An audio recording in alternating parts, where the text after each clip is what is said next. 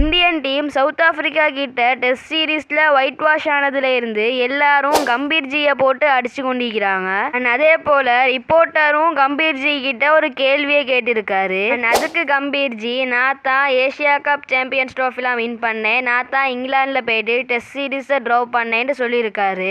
அது மட்டும் இல்லாம இந்த சீரீஸை தோத்ததுக்கு பிளேயர்ஸ் தான் காரணம்னு சொல்லியிருக்காரு. இல்ல எனக்கு புரியல, வின் பண்ணா மட்டும் இவரு காரணமாம், ஆனா தோத்தா பிளேயர்ஸ் காரணமாம். நல்லா பிளே பண்ணி கொண்டிருந்த ரோஹித் சர்மா, விராட் கோலி, ரவிச்சந்திரன் அஸ்வின் எல்லாம் ஃபோர்ஸ் பண்ணி ரிட்டையர் ஆக வச்சுட்டு யங் டீமை உருவாக்குறண்டு நல்லா இருந்த டீமையும் நாசமாக்கி போட்டாரு.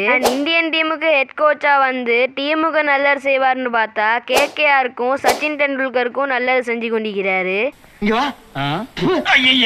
இந்தியன் டீம் தோத்ததுக்கு அப்புறமா எல்லாரும் இவனை மட்டும் போட்டு அடிச்சு கொண்டிருக்கிறாங்க. பட் இந்தியன் டீமுடைய செலக்டர் ஒரு லூசு சுத்தி கொண்டிருக்குது, அதுதான் அஜித் அகர்கர்.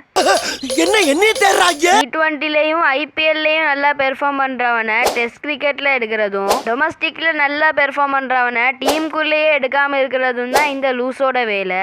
இந்த செலக்டர் லூஸும் அந்த ஹெட் கோச் லூஸும் இன்னும் இந்த இந்தியன் டீமை என்னதான் பண்ண போறாங்கன்னு தெரியல. நான் லூசுதாங்க, நான் லூசுதான்.